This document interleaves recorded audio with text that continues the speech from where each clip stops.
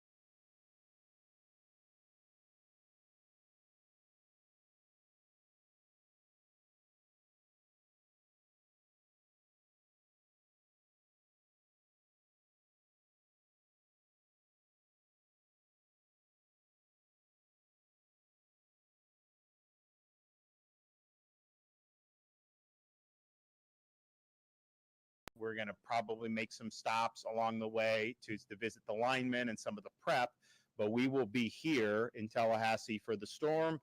Everyone will be working out of the Emergency Operations Center, and we don't anticipate there being any issue with continuity. Yes. Lord forbid, but if this storm does strike as a Category 4, what kind of considerations are you making for the state's property insurance market and its consumers, and how devastating could a major hurricane be to the market? Well, we had a major in last year with Idalia. It was a Category 3, close to Category 4. And in 2024 so far, I think we've had 57 companies file either no increases or reduction in rates. That is not happening in very many states around this country.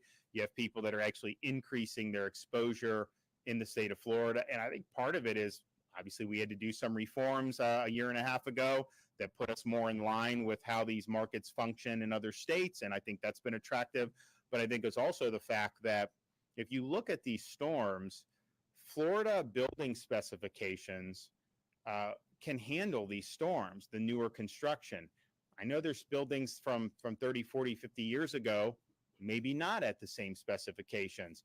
But even with Michael, the new buildings, you'd look at them, and this was a Category 5. These new buildings made it through. Ian, the new buildings made it through. Even the manufactured homes in Ian, I remember like just holding my breath. I cannot even imagine what some of these manufactured homes communities are going to be like. And some of those newer ones, honestly, did pretty well. So I think that's what people have seen. They've seen how this the building code has really, I think, worked. I think most of the damage that we've seen in recent storms have been with construction that's been a little bit older. On the wind, now on the water, when you have the surge and the storm surge, I mean, I know people build the homes up and they build buildings up higher maybe than they used to, but the water is something that can be difficult. So I think we're going to be fine on this stuff. We'll provide relief with Kevin and his team, the immediate relief. Hopefully, we don't have people in jeopardy of losing life and limb. I think if people make the adequate preparations, I don't think it needs to come to that. I mean, I think the last two storms have done a pretty good job in terms of we have all this search and rescue, and people were basically heeded the calls.